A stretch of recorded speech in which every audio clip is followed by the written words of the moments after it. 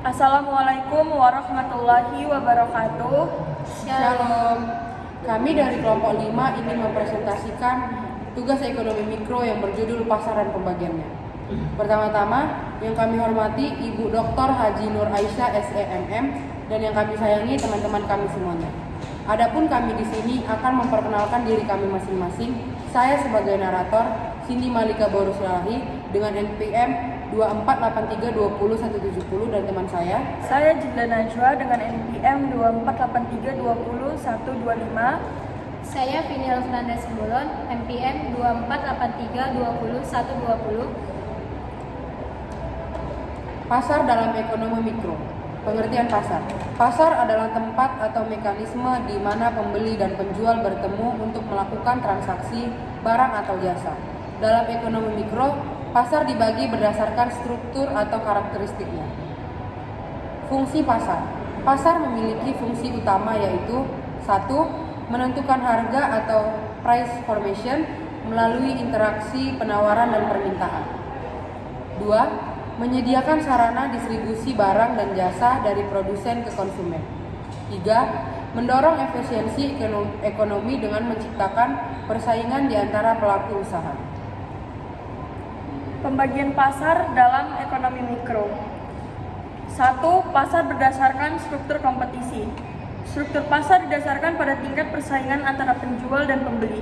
Ada 4 jenis pasar utama, yaitu 1. Pasar persaingan sempurna. Pasar persaingan sempurna memiliki ciri-ciri 1. Banyak pembeli dan penjual atau tidak ada satu pihak yang dapat mempengaruhi harga. Yang kedua, barang atau jasa yang dijual bersifat homogen. Yang ketiga, informasi sempurna, semua pelaku pasar tahu tentang harga dan kualitas barang dan tidak ada hambatan masuk atau keluar pasar. Contoh dari pasar ini adalah pasar hasil pertanian seperti pasar sayuran, beras, atau buah-buahan. Yang kedua adalah pasar monopoli. Ciri-cirinya yaitu 1. Hanya ada satu penjual atau produsen. Yang kedua, produk tidak memiliki pengganti yang dekat. Yang ketiga, penjual memiliki kekuatan penuh untuk menentukan harga. Dan yang terakhir, terdapat hambatan besar untuk masuk ke pasar seperti lisensi, modal besar, atau teknologi. Contoh dari pasar ini sendiri adalah PLN, PT Kereta, dan PT Kereta Api Indonesia. Yang ketiga ada pasar oligopoli. Ciri-ciri dari pasar ini adalah 1. Terdapat beberapa produsen atau penjual. Yang kedua, barang bisa homogen. Yang ketiga, ada hambatan masuk yang signifikan seperti modal besar atau paten. Yang keempat, keputusan harga oleh satu produsen dapat mempengaruhi produsen lainnya. Contoh dari pasar ini adalah industri otomotif dan operator telekomunikasi. Yang keempat ada pasar monopolistik. Ciri-ciri dari pasar ini adalah banyak penjual tetapi barang atau jasa yang ditawarkan terdiferensiasi atau beda merek dan fitur. Yang kedua, konsumen memiliki preferensi terhadap merek tertentu. Yang ketiga, penjual memiliki sedikit kekuatan untuk menentukan harga atau bergantung pada daya tarik produknya. Contoh dari pasar ini sendiri adalah pasar restoran cepat saji seperti McDonald's atau KFC. Jenis pasar selanjutnya adalah pasar berdasarkan jenis barang. Pasar berdasarkan jenis barang terbagi menjadi 2, yaitu ada pasar barang konsumsi dan pasar barang produksi. Pasar barang konsumsi itu adalah menyediakan barang dan jasa yang digunakan langsung oleh konsumen akhir. Contoh dari pasar ini adalah pasar makanan dan pasar elektronik. Yang kedua ada pasar barang produksi, yaitu pasar yang menyediakan barang modal atau bahan baku untuk produksi lebih lanjut. Contoh dari pasar ini sendiri adalah pasar mesin, bahan mentah seperti kayu atau logam. 3. Ada pasar berdasarkan waktu, yaitu 1. Pasar harian. Pasar harian adalah pasar yang dimana transaksinya dilakukan setiap hari. Contoh dari pasar ini adalah pasar tradisional dan pasar swalayan. Yang kedua ada pasar mingguan, yaitu di mana berlangsung seminggu sekali, sering sekali di desa atau kota kecil. Contoh dari pasar ini adalah pasar kaget atau pasar tiban.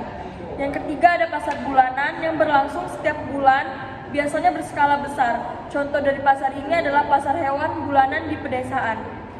Yang keempat ada pasar tahunan yang hanya berlangsung setahun sekali, biasanya berupa pameran ataupun bazar. Contoh dari pasar ini adalah Pekan Raya Jakarta atau pasar seni. Jenis pasar yang keempat adalah pasar berdasarkan lokasi. Yang pertama ada pasar lokal yang melayani kebutuhan penduduk dalam suatu wilayah tertentu. Contoh dari pasar ini adalah pasar tradisional daerah. Yang kedua ada pasar nasional, yaitu menjangkau seluruh wilayah suatu negara. Contoh dari pasar ini adalah pasar online dalam negeri seperti Tokopedia dan Shopee Indonesia. Yang ketiga ada pasar internasional, yaitu melibatkan perdagangan lintas negara. Contoh dari pasar ini adalah pasar ekspor-impor barang elektronik dan minyak mentah. Yang kelima, terdapat pasar berdasarkan sistem distribusi. Yang pertama ada pasar tradisional, di mana transaksi dilakukan langsung antara pembeli dan penjual. Contoh dari pasar ini adalah pasar tradisional.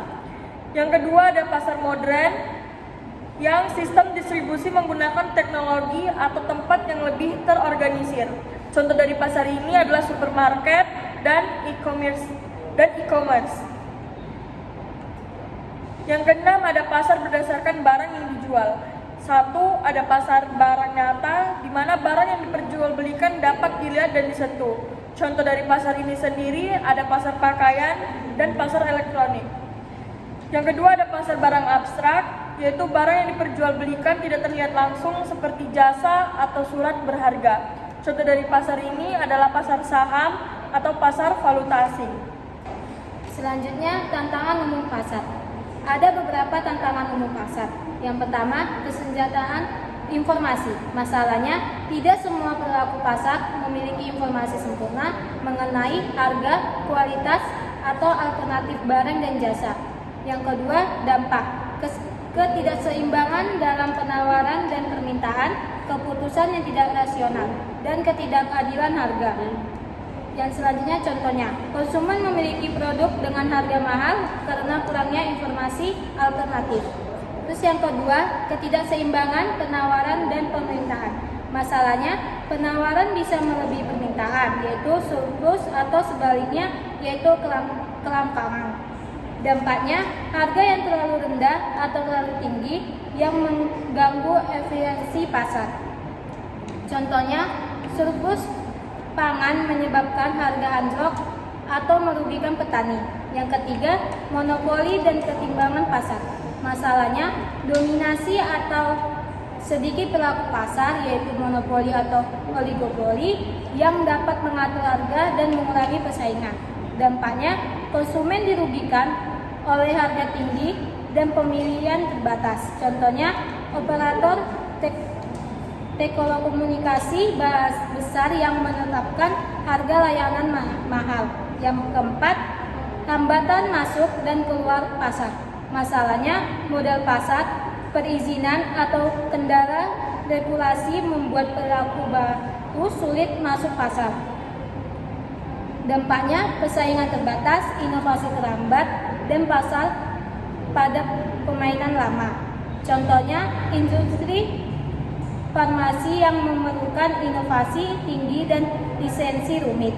Yang kelima, ketergantungan pada faktor eksternal. Masalahnya, pasar rentan terhadap perubahan ekonomi global, politik, atau bencana alam. Dampaknya, ketidakstabilan harga dan gangguan pasokan barang atau jasa. Contohnya, krisis minyak global, pengaruh harga bahan bakar di pasar lokal. Yang keenam, kurangnya inovasi. Masalahnya, di pasar monopolistik atau oligopi, perubahan cenderung kurang inovasi karena minimnya tekanan persaingan. Dampaknya, konsumen tidak mendapat produk atau jasa yang lebih baik atau murah. Contohnya, industri layanan transportasi sebelum munculnya layanan berbasis aplikasi. Yang selanjutnya, peran pasar dalam ekonomi.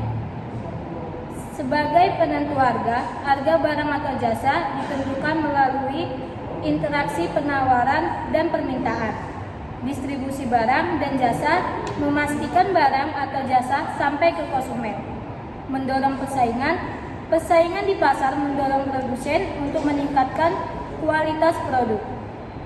Alokasi sumber daya. Pasar mengarahkan sumber daya yang ke sektor yang paling produktif. Kesimpulan dari presentasi kami hari ini ialah memahami jenis-jenis pasar ini adalah langkah awal untuk mengerti bagaimana sistem ekonomi bekerja. Dengan mengetahui karakteristik dan pembagian pasar, kita dapat memahami peran masing-masing jenis pasar dalam kehidupan sehari-hari. Sekian dari kelompok 5, kami mengucapkan terima kasih atas waktu dan kesempatannya. Jika ada salah kata, kami mohon maaf. Assalamualaikum warahmatullahi wabarakatuh. Shalom.